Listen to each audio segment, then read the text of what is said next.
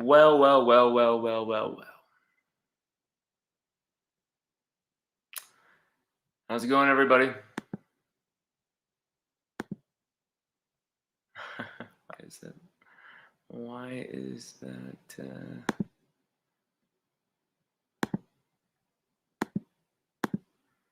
Let's get that purple baby. Wow. Wait for some people to get in here for a second. LSU fall to Auburn 24-19. Wow. Where to begin with this game? Where to begin? Because there's a lot of reasons why LSU lost this game, but most of it belongs to the offensive line and just some offensive failings that were just, oh my God, just not what we wanted to see here. It was somehow LSU were able to throw a wrench in their hot start. I don't understand how. I don't understand why.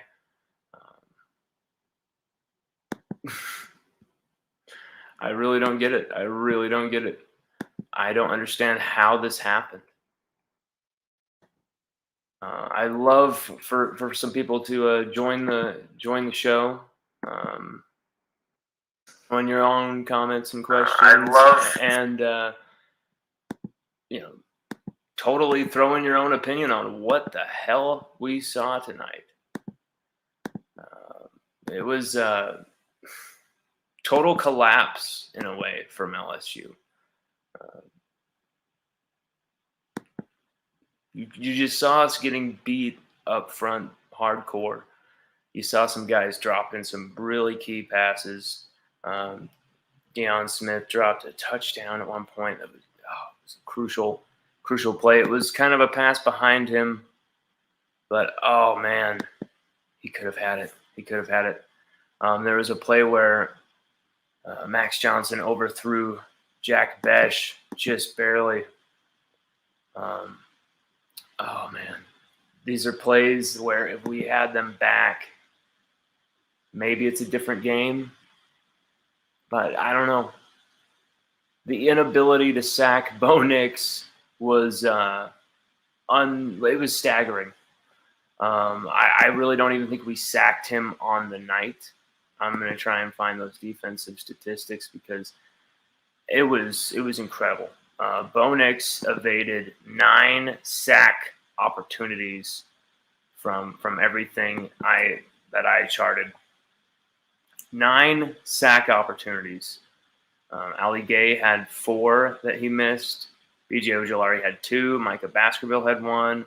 Major Burns and Devontae Strong both missed him together.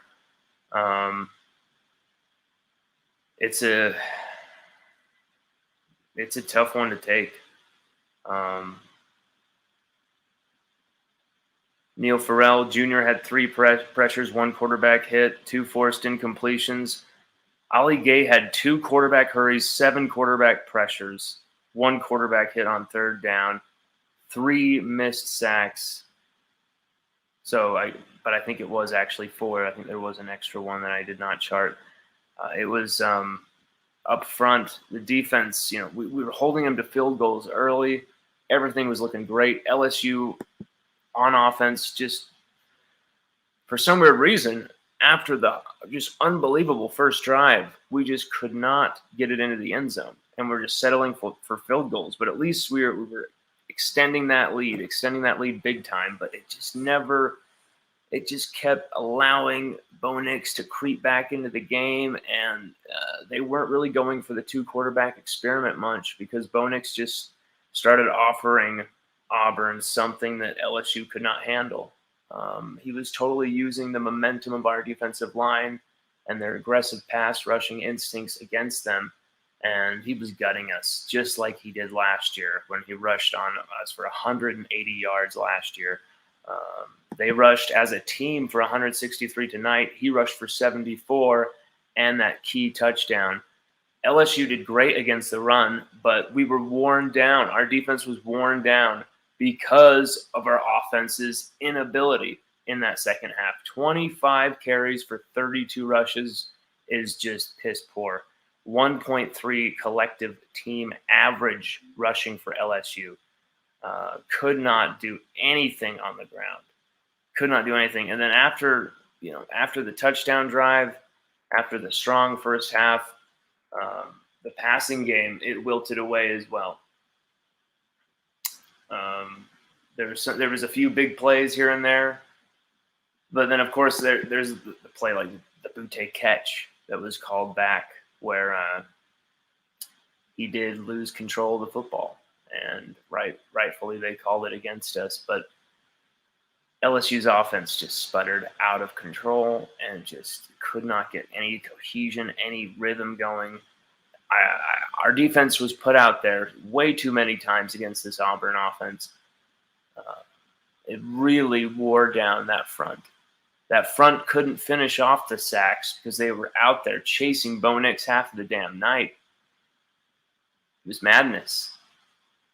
It was crazy what we were seeing from Bo Nix, that he was able to seriously get away from us that much. I can't believe we couldn't finish off any of these sack opportunities. It made no sense. It was mind-boggling. Missed opportunities from LSU. Deion Smith, he had the touchdown catch go through his hands. Deion Smith rebounded by making that sick third down catch, though later on in the game.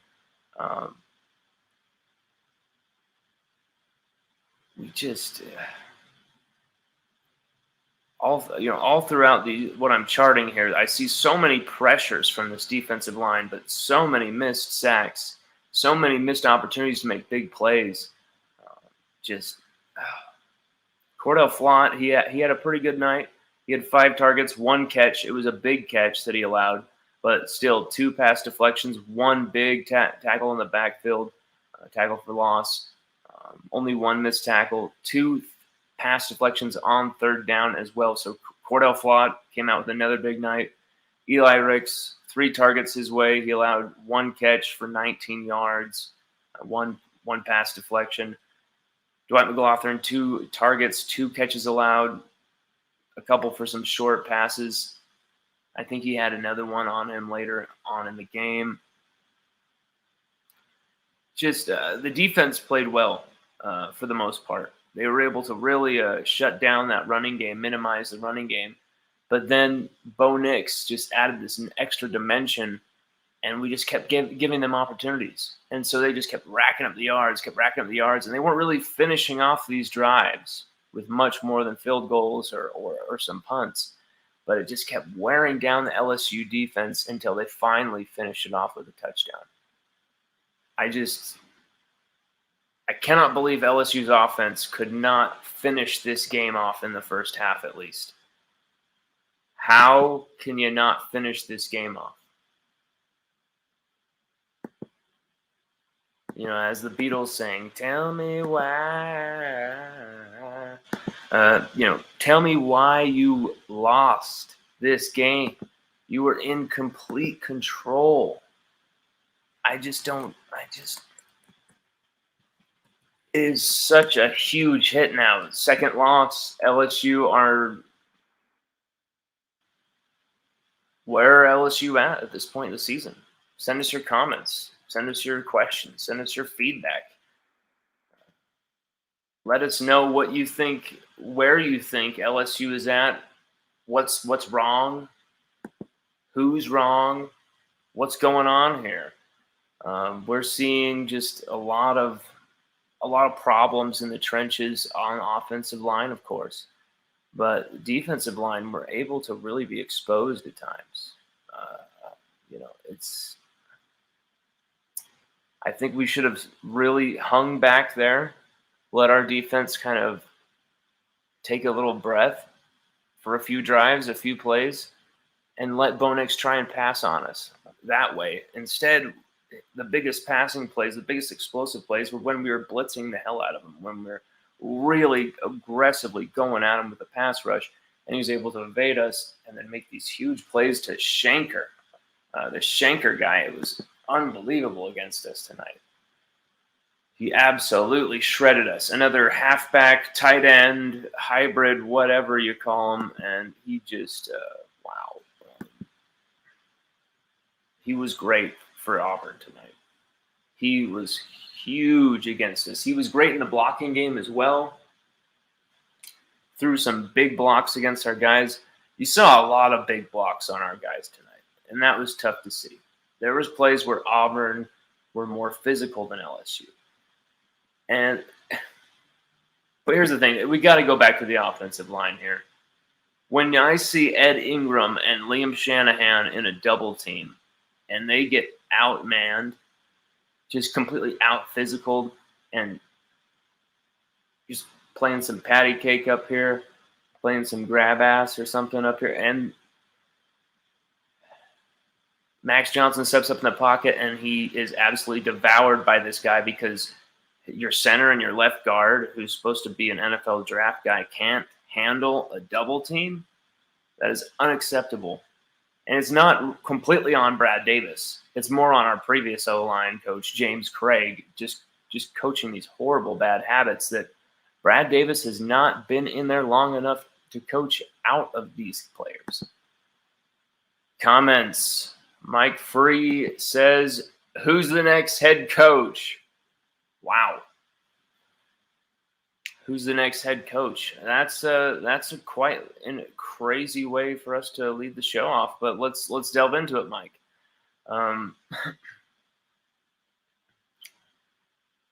Should Coach Ed Orgeron be ousted after this type of a game? Is this on Coach Ed Orgeron that LSU's offense were incapable in the second half? Is this on Coach Ed Orgeron that Jake Peets sometimes doesn't mix up the play calling enough? Is it on Coach Ed Orgeron that the offensive line has failures across the board? You could argue that the James Craig hiring and then James Craig kind of devolving that offensive line could be a failure on Coach Ed Orgeron's part. You could argue that for sure. You could also argue that not every single thing could be on Coach Ed Orgeron's, could be his fault. But there are some worrying signs when you lose this type of a game, when you have that type of lead, and you have all those recruits there. This game wasn't just about 2020. About 2021. This game was about 2022 and on in the future. And we showed them some great atmosphere. We showed them some awesome highlights, some great players out there. But we also showed them that LSU has some deficiencies, and we need them, guys like Will Campbell, guys like Quincy Wiggins, guys like Jacoby Matthews, a bunch of 2023 guys, Omarion Miller, list goes on and on and on. We need those guys. Harold Perkins at linebacker especially. My God. Harold Perkins especially. We need those type of guys to really take it to the next level. Quarterback like Walker Howard coming in also just solidifies the options at quarterback as well. Hey, look, Jamer's here. What's up, Jamer? How you doing, yo? Yes. Tough night, wasn't it, Jamer? How you doing? Ooh, Bobby Wagner coming in with some heat. Max Johnson sucks, he says. Bobby Wagner. You can't really say it was all on Max when he's dropping dimes like he was to Keishawn Butte there early. I think the problem with the offense is we tend to start fast and then we start slowing it down. Why do we start slowing it down and then we have probably a good solid play call coming up to the line of scrimmage, and then we stop everything, have Max go and check, and look over and say, what's okay.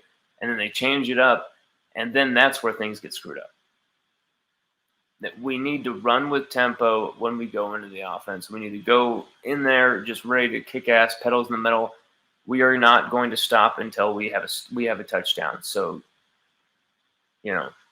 drink your fluids right now and get ready. Get ready to roll, because we're going to go down there and we're going to score a touchdown. Instead, there's just a lot of hesitation there. Steve Bridges says, not sure I have ever seen D-line back tackling. Not sure I've ever seen D-line back tackling. What do you mean? Mike Free, LSU talent is much better than Auburn. The problem is in the staff. You could probably, for sure, argue that this is on LSU's newbie staff, but I think Durante Jones had a pretty good game plan called there. I just think there was that you cannot account for how many times Bo Nix escaped on that D-line. It was crazy, and you just cannot account for how we needed to make adjustments. Durante Jones needed to make adjustments, and when you saw the goal line alignment on that touchdown right up the gut, it was like there was no one up the center to stop that. I don't understand. So yeah, there was some problems with the coordinators as well.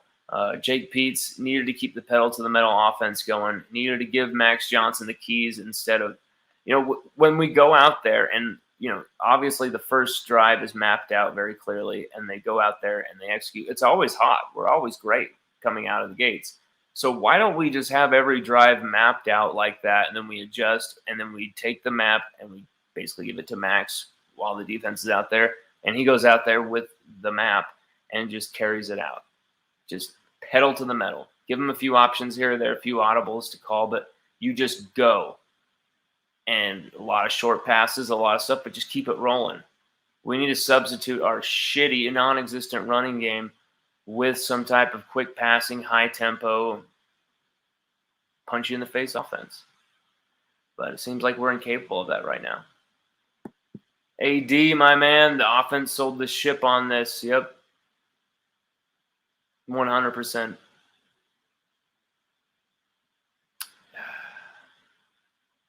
Kevin Howell, my man, defense played very good in my opinion. I thought Tank Bigsby was going to have a great day against us. He did not. It was Bo Nix. Bo Nix's legs set them free on those key third downs. That really gutsy touchdown run on us. I can't believe it happened again. After last year where he just powered over Jacoby Stevens, I said, I'm always going to respect Bo Nix after that. I'm always going to be a little fearful of him. He just seems to have something where he plays against LSU and something clicks on. Watch, he'll probably throw 10 interceptions the rest of the season. His streak of throwing interceptions will end. He'll lose a ton of games, but he will still have beaten LSU. Guarantee you. Ishmael Rivera's awful O-line and play calling. Indeed. Bad. There's no confidence in the O-line. The O-line is horrible. Adrian Priggen says the O-line is horrible. The defense just couldn't hold up because they were gassed at the end. Exactly. It was tough watching the defense go out there after they made a few stands early in the fourth quarter. It was like, all right, our offense is going to score this, put it back up to 9, and then maybe they'll get another stop and we'll get a field goal and this game will be out of sight, right? Hell no, that did not happen. That was my plan. I figured that's what would happen. No. They just kept giving it right back. Our defense would have these great stops. They finally seemed to kind of hone in on Bo Nix's running game in the fourth quarter, and it still didn't matter. You saw Auburn were trying different things like the screen passes to the halfbacks and stuff like that, and it was gutless. DJ, why doesn't Coach O/Brad Davis play the backup center Charles Turner? Because Liam is just hurting our running game for the second year in a row. He cannot block on the interior. And, I thought he was a great snapper until tonight. Wow. His snapping. There was a few times where Max was literally catching it like that. Like Max did a fantastic job. He's looking, and he still caught it with his armpit and would go and then make the throw to Brian Thomas. He had a shocking game. So did Ed Ingram. Ed Ingram, Cam Wire. I know he's back. He's back from injury, but they had shocking nights. Our offensive line had a shocker all the way around. Anthony Bradford, things didn't improve too much with him. You can't really. I don't want to hear too much from the Anthony Bradford club saying like, he was perfect. He's the answer. No. There's guys on this team who are more aggressive who aren't being played right now, and it's a shame.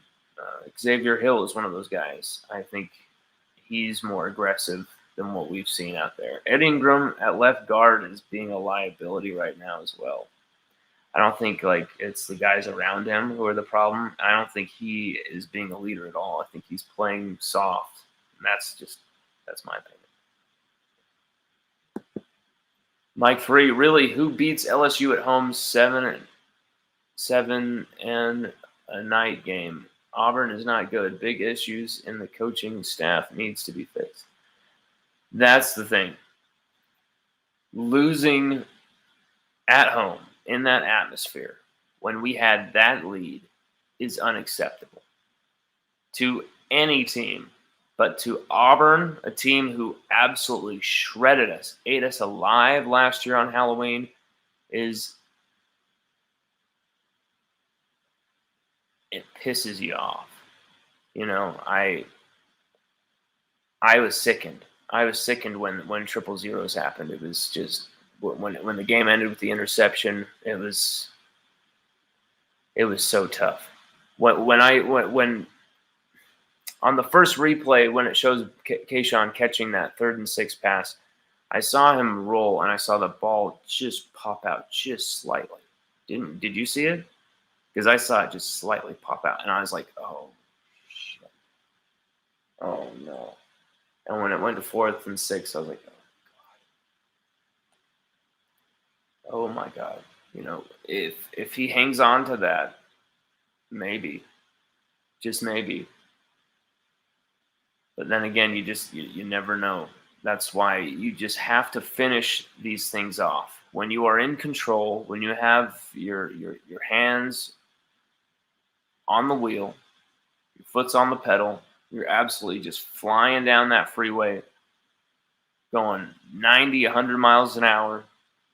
No cop is around. No one's going to stop you. There's nothing on the road. You're just flying. You're loving it. Don't stop. Like, I don't understand how LSU could not finish this team off. This is Auburn, who almost lost to Georgia State, and we could not finish them off.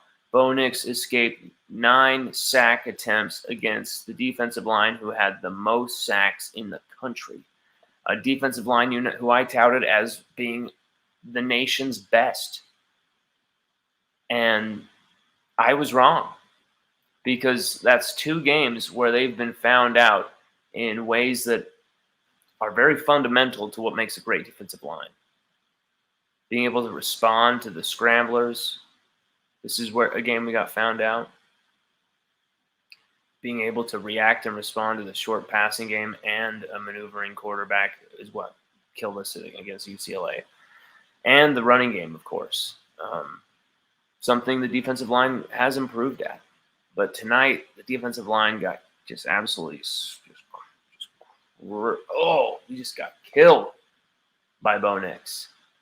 Those yards were so backbreaking. Those plays were so psychologically, they took the crowd out of the game. Bo Nix took the crowd out of the game with his 2 legs. I mean, it was, I know Katie George was reporting on the sideline how loud. It felt to me like he took the crowd out of the game at times. And just our offense let our defense down so bad. They held against the run for so long against this team that rushes pretty damn well. They held against them for so long. And then Jaquez Hunter, I believe, the freshman, just burned us late. It was tough. It was tough.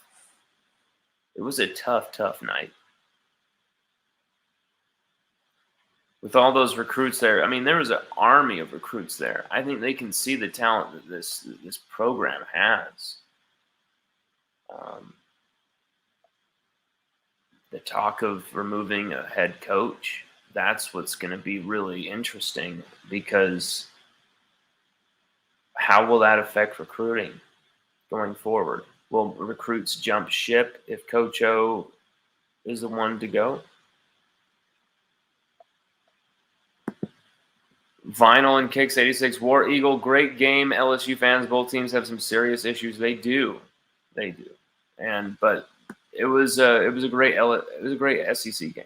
It was, but LSU have to finish Auburn off. Have to finish them off. Not only in the third quarter, fourth, but we needed to finish that game off in the first half. LSU should have been up 26-0 by the end of that half. Auburn had nothing going on offense. Suddenly, by the end of the first half, they were right back in it with a touchdown and a field goal. It was shocking. This is a horrible performance of LSU. We do not deserve it. Natalie Vittori says, yeah. Am I saying that right, Natalie? This is a horrible performance of LSU. We do not deserve it. Yeah, the fans do deserve better. The players deserve better. I think there is issues with the coaching staff. There are issues with this coaching staff, deeply rooted, and I think it's about, there's an ego there. There's an arrogance there. There's a vibe of, we've been through this, we've seen it all because of 2019, and I don't like it. But then what's the alternative? Tell me who the alternative is over the Coach Ed Orgeron regime that could really do better with these athletes and would be proven to pull it off. And it wouldn't be a huge monumental gamble that might set the program back 10 years. Tell me who. I want to know, because there's issues here. I'm not completely 100% sold that Coach Ed Orgeron can turn it all around.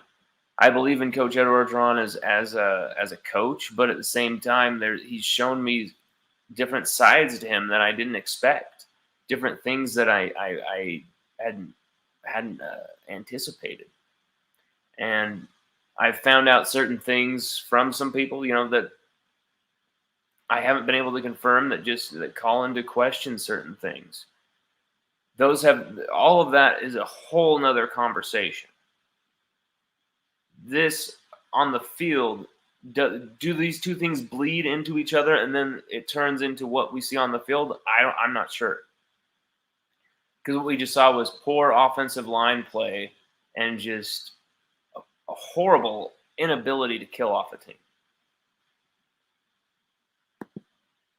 Vinyl and Kicks 86. To be fair, this LSU squad isn't that great either. Let's be honest. There's a bunch of future NFL talent across the board. The problem is, you look at it, we're losing guys in key positions.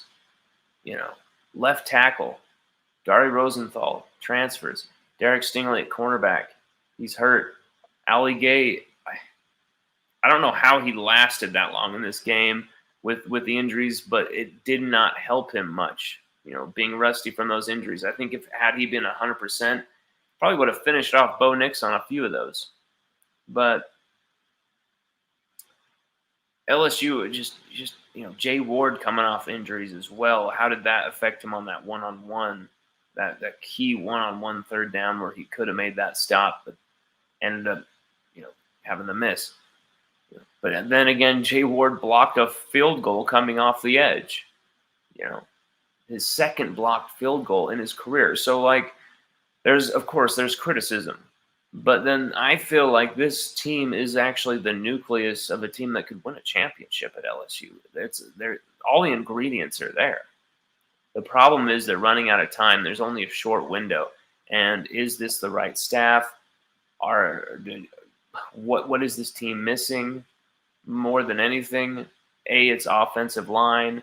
The running back talent is there, but there's no offense. This offensive line is so bad that there's 6 guys in everybody's face the second they get the ball. Okay, there's nowhere to go. There's nowhere to go. Mike Free says Auburn D-line is not good at all. Seem to do well tonight. Adrian Perkins, my man, it's time to put them young boys on the O-line. Cardell, Xavier, Garrett Dumerville, the kid freshman from Florida. Yeah, Marlon Martinez, Marcus Dumerville, put him in. I agree with AD right there. Put him in. Why the hell not? These fruit snacks are damn good. Why the hell mess around anymore? We have 2 losses. There's not going to be a national championship run, nothing like that. Why not just really see who we have on this team and who's going to factor into the future?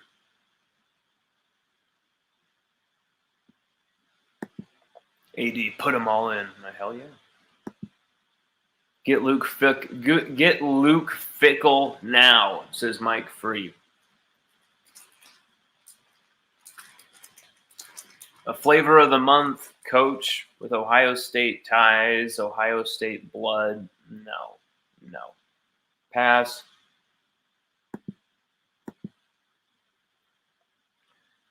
AD, this O-line needs to be scrapped. Really, the O-line is so bad. It is so bad. Like, I was watching the tape. There's only a few offensive linemen I've seen play actually really well this season, and the rest have been absolutely horrible. Xavier Hill has had some really good reps, and then he had 2 or 3 that were pretty bad.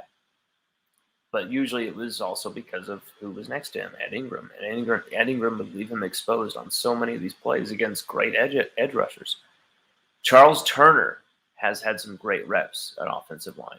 Charles Turner looked really good at right tackle. But then again, we don't use him. We have to keep using Austin Deculus because he has to be the first guy to have 60 appearances at LSU or whatever. We're not doing what's right for LSU with our personnel decisions. That's what you're seeing. Sometimes a lot of the people who are talking about LSU don't even really have a clue about this team because they don't even know who's even on the roster. I remember them talking about a lot of different guys last year at receiver. Who's going to back up Terrace Marshall? Oh, well, here's Eric Gilbert. And they just kind of hugged on to his name because they didn't really know anybody. And I was like, well, there's Kayshon Boutte, who's going to be a star. And people, Kayshon Boutte, and they had no clue what was coming. Kayshon Boutte has proven himself, and he keeps proving himself. Even this year, I was telling people, Kayshon Boutte is going to win the Blitnikoff. I was absolutely mocked, even by the host of the Voice of College Football himself, Mr. Mark Rogers. He said, you're the only person in America who thinks that Kayshon Boutte is the number 1 receiver in college football. Well, he has proven himself. But he missed a catch in a crucial moment. This is the second time this season he has missed a catch in a crucial moment. First time was against UCLA, dropped a touchdown. Tonight, again, he drops the 3rd down catch on pretty much just sealing it on the way down. It looks like he had it completely, but rough night, especially when you look at how everything started out for LSU. It looked like we were going to run Auburn over. And then things started turning into field goals, and I started to get very, very worried.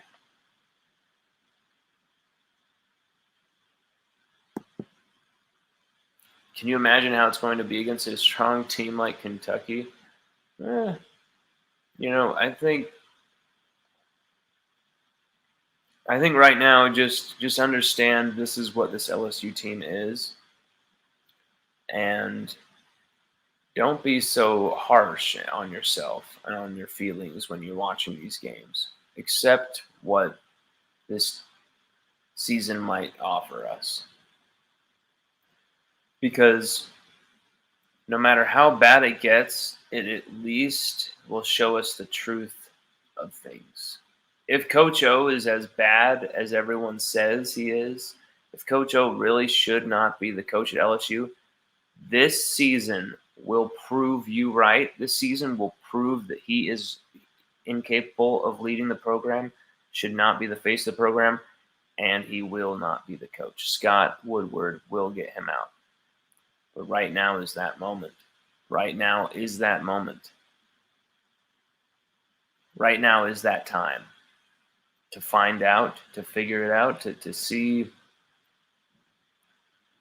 who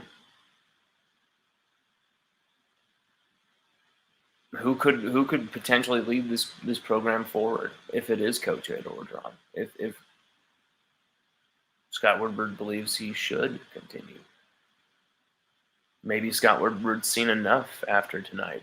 That would be quite a shocking thing to me. I think if Coach Ed Orgeron were to be let go by Monday or something, I think that would be quite unbelievable. I don't see that happening. But you never know. Losing to Auburn does a lot of crazy things to people. Hell, Derek Mason would do a better job at LSU right now. LSU has better players than Auburn. Think about it, Mike Free says. No, they don't.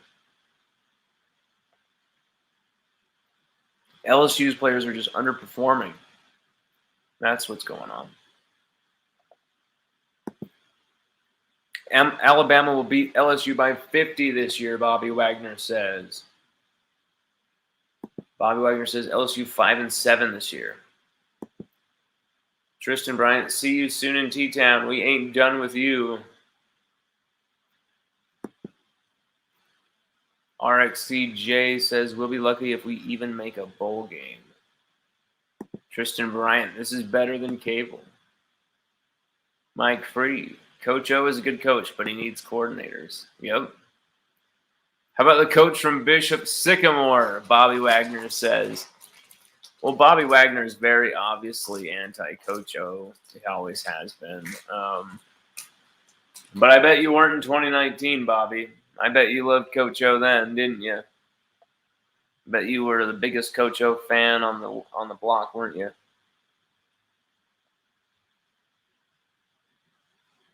That's the thing is sometimes when adversity happens, you find out who's real and who isn't. Who's going to be a real LSU fan, who isn't. Who's going to really stick by these players because, yeah, there's some underperforming guys who really deserve the criticism. But there's some guys who I see the fans getting on who have nothing to do with why we lost.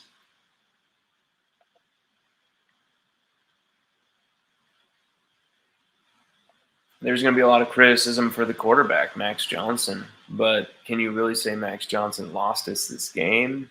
You can't say that. What I would say is Jake Peets did not give Max the opportunity to win us this game. That's what I'll say. And I'll also say the offensive line didn't give him the opportunity to win this game. I'd also say the receivers let him down and did not give him the opportunity to win this game. Although, Jack Besh and Keyshawn Butte had big nights. So, yeah.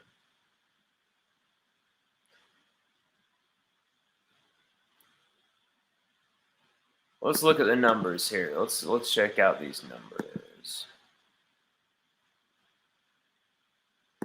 I mean, when you look at that running, it's just running game is awful. Keyshawn Butte 6 for 127. Jack Besh 7 for 84. Brian Thomas 5 for 32. Malik Neighbors, who I thought was going to have a great game, actually scored a huge touchdown, 2 for 30.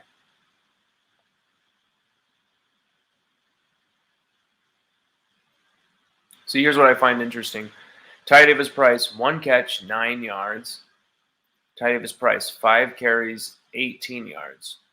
Why don't we get him the ball more? He seems to get good chunks of yards when we actually get him the ball. Why don't we find the time to do that?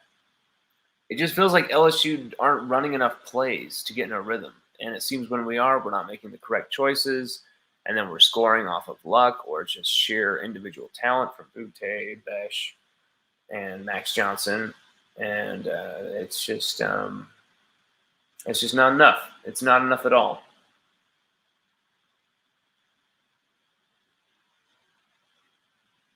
LSU are going to catch some L's. This is not over. This is far from over. I don't know how bad it's going to get. But LSU have issues they need to solve now, or this season could get really, really out of control. And I think that's even with Max Johnson and Kayshon Boutte putting up huge numbers. Kayshon Boutte could catch 24 touchdowns this year, and we could still lose 6 games. Like, that's the type of team we're talking about here. We're talking about a very one-dimensional team that is so one-dimensional that it seems like once they hone in on their coverage, it just seems like we can't get through it. I don't understand it. I don't understand how we can't just call short little hitches when they back off Boutte. Just snap the ball, bullet that ball straight to Boutte, let him create with his legs. Get 5 or 6 yards at a chunk. Snap the ball again very quickly. Throw a slant to Besh. Let him get 5 or 6 yards at a minimum. Like, just keep moving the ball. Keep the variety going. But, like, really go right at your playmakers and go right at the weaknesses of that defense, which is right in that middle. And we could not attack the middle of that Auburn defense. We let them, as Denny Green would say, we let them off the hook. We let them off the hook. I'm going to shake the podium. We let them off the hook. We let them off the hook. We let them off the hook. We let Auburn off the hook. We didn't go over the middle. Why the hell didn't we go over the middle? Why didn't we go over the middle? Tell me. Why didn't we run any crossing routes? Where were the crossing routes? We absolutely just nail teams in the face with a nail gun when we do the crossing routes. Where are the crossing routes? There was no offensive variety whatsoever. There was a ton of deep shots that went to nowhere. Our offensive line literally put Max Johnson in harm's way on just countless occasions. And Max made some poor throws, including the interception. And altogether, LSU find a way to lose this game. Auburn didn't win this game. LSU lost this game. But if you're gonna crown a winner, an MVP of this game, you have to give it to Bo Nix. Bo Nix took this game from LSU. He took it from LSU. He came into our house and he took the game from LSU, and that should hurt. Our linebackers were anonymous tonight. I mean, just no big plays, no turnovers, no big plays. It's just, I mean, I saw a play where Damone Clark stopped, I think it was Jaquez Hunter or Tank Bigsby, where he blasts him. It was a cool hit. He smashed him right out of bounds just before he could get to the pylon. And then he gets up and goes, yeah. And I'm like sitting there like, dude, if that was 4th down and you shut him down like that, hell yeah, flex all you want. You just shut his ass down. It's 2nd down. And the next play, of course, they just walked right past Damone himself. Stop the damn flexing when you're getting your ass pushed around by Auburn. who are probably going to lose 4 or 5 games this year themselves.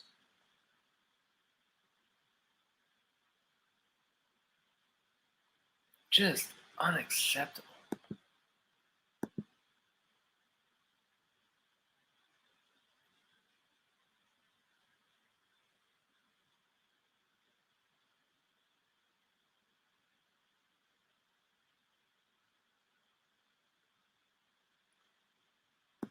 The I Suck Bowl goes to Bo.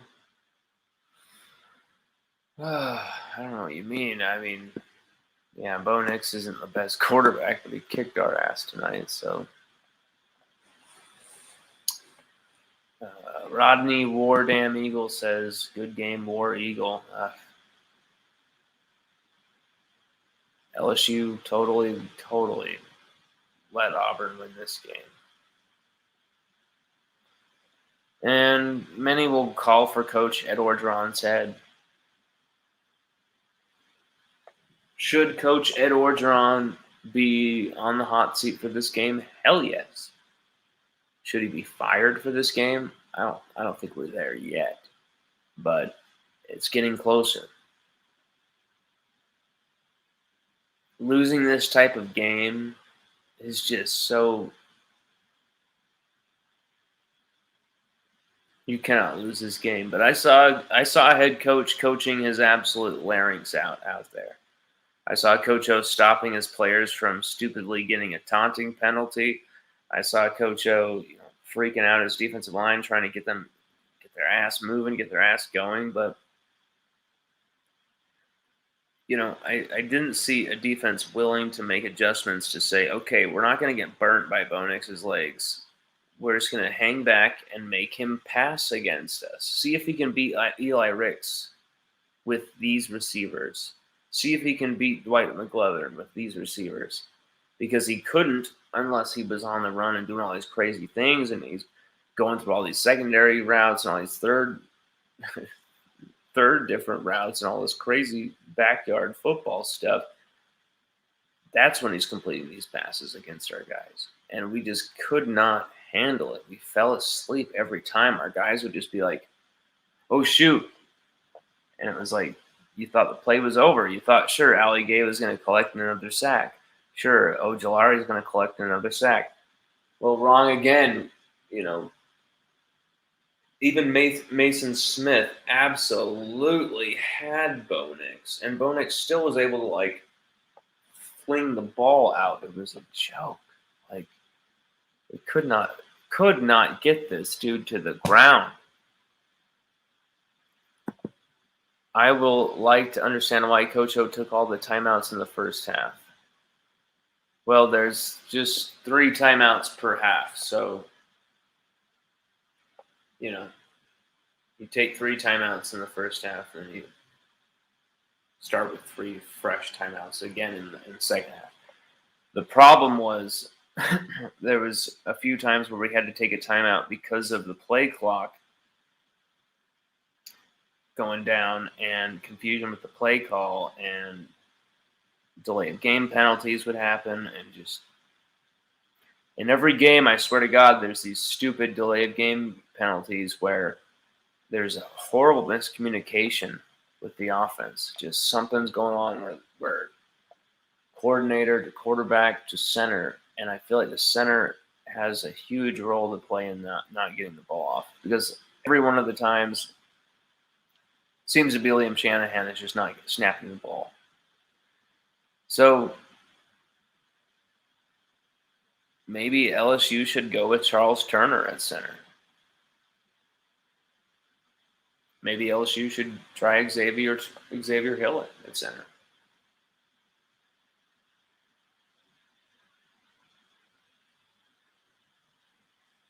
There's so many issues at LSU.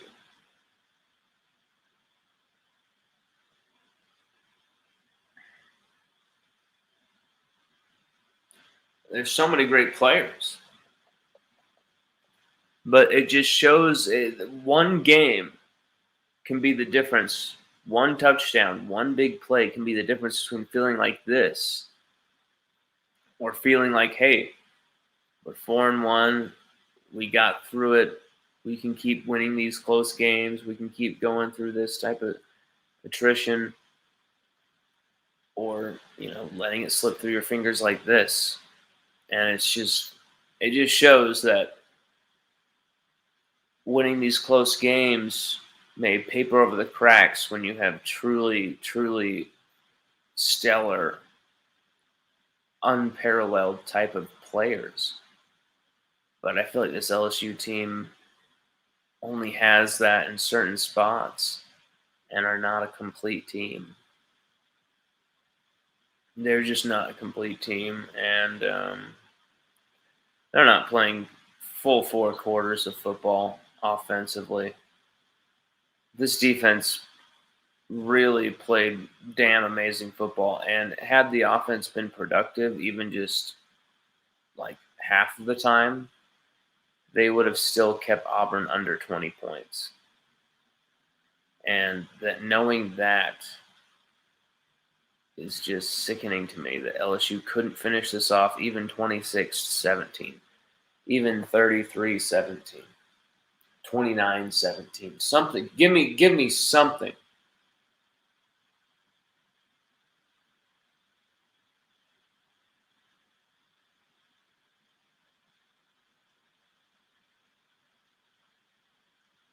Wow.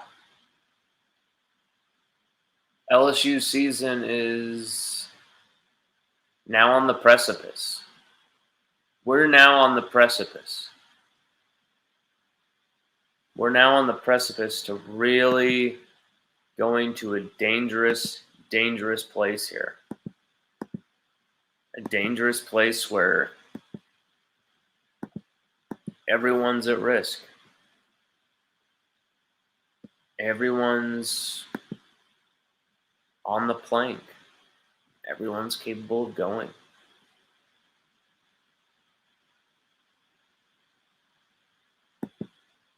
God, you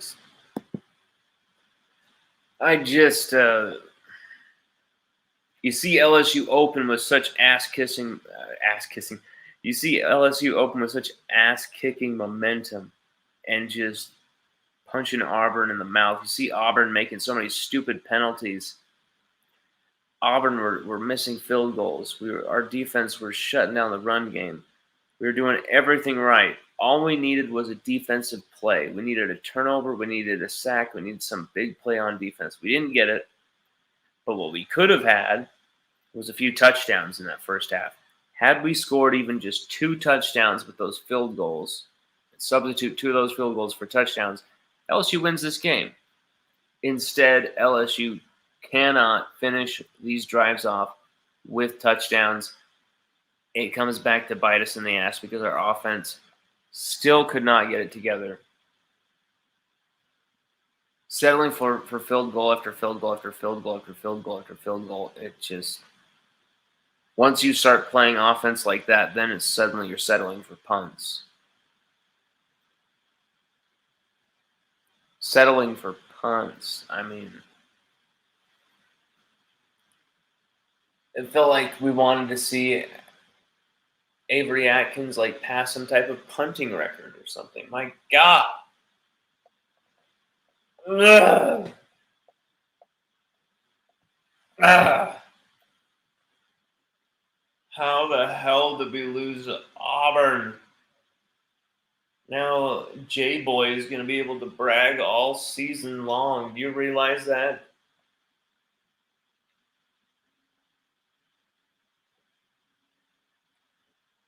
God. How the hell did that happen?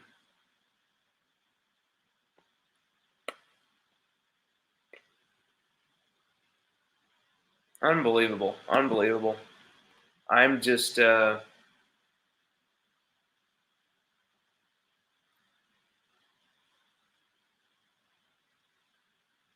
don't even know where to begin with this team. What the hell happened? We lose Dari Rosenthal. The whole Eric Gilbert situation thing happens. We have almost 30 billion freaking injuries going into fall camp. Even in week 1, So many injuries, so many injuries. Derek Stingley Jr. out.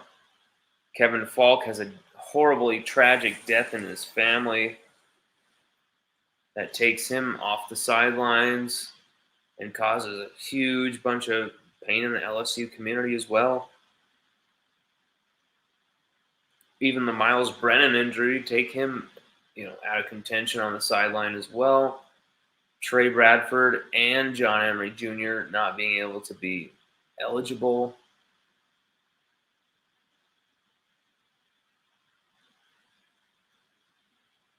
Marcel Brooks transferring to TCU. There's so many players who could be absolutely dominant for LSU right now. Dante Starks was a fantastically talented linebacker member of the 2019 team who just could not stop himself from getting into trouble. But I just don't get it. I'm so sick of being disappointed by this team. I'm so sick of watching that type of lack of effort on the offensive line. I'm so sick of watching the lazy blocking. The defense is completely 180 from 2020. They're playing way harder with a ton more effort. The problem is the offense. The offense didn't finish the job tonight. I know everyone's going to freak out about Bo Nix rushing on the defense, and yes, that was bad too. They needed a turnover as well, but this one is not on the defense, especially when they held all of those plays, except for a few of them, to touchdowns after these crazy back-breaking plays by Bo Nix. But I feel like my brain has been scooped into a blender of ice and mixed with ketchup and is floating in a dessert that is being sang by Willie Orbison. Like, what the hell just happened? I feel like I'm on a Jim Carrey acid trip bender with Robert Downey Jr. And I feel like we're having breakfast with Richard Dreyfuss. Like, I don't even know. Like, I feel like Matthew McConaughey just ran naked through my living room. Or did we just lose to Auburn?